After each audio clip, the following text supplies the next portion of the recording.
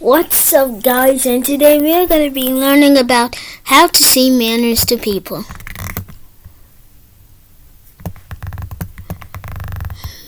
So you need to learn manners. If you want to learn manners, listen to me.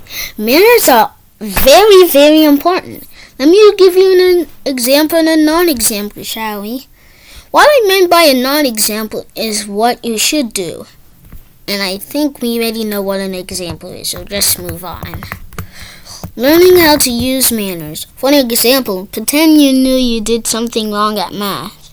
So you go to the teacher and apologize to them and say this: "I'll never do that behavior again." And the teacher understood.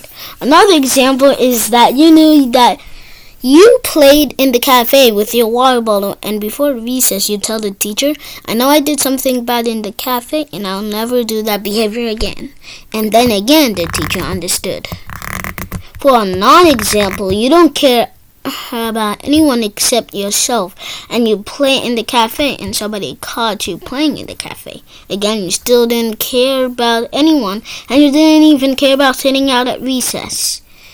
One day at your first day at school, you don't learn anything, and you kept playing in the classroom and at lunch. Again, you got caught playing, and then you blurt out, "I like to sit out at recess." Then the teachers say then sit down, and they will also say not to get up. The main point of manners is don't be disrespectful to the teacher, and don't only care about yourself but care about other people. You see, manners are very important because if you promise not to do something you can't do, it needs to be a real promise. Or else people will think you're lying and not think you're trustworthy enough to keep the promise. When you keep promises, you can be a better student and get good grades. So when the next time you know you did something bad, tell the teacher what you did and promise not to do that thing again.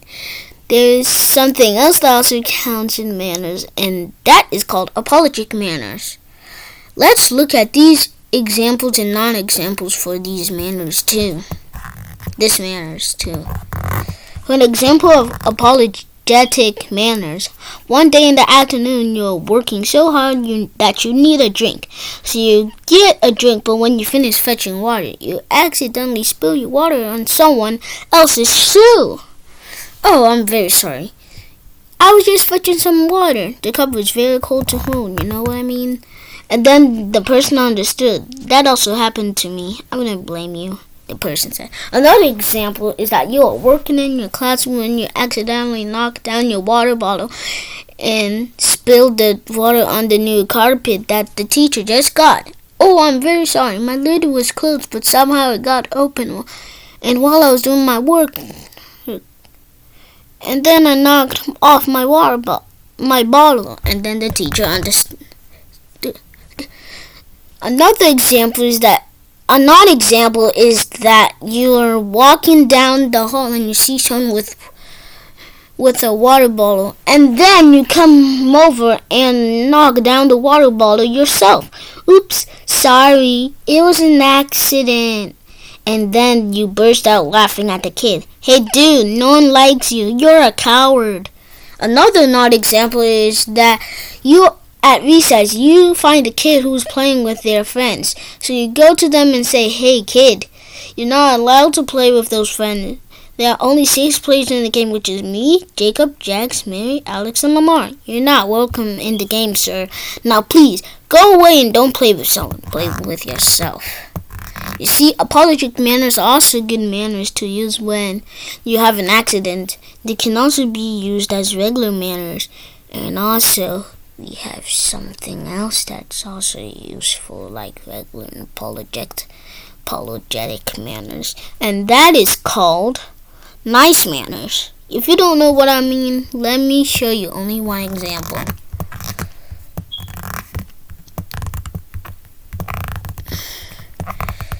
You're in school and you don't have enough space to get out of the school because people are talking about their favorite Pokemon and not focusing to get out of the school. "Excuse me, can I please get out of the school? I don't want to be late for my bus." So the kids understood and gave you some space to get out of the school. And then soon they start to get out of the school.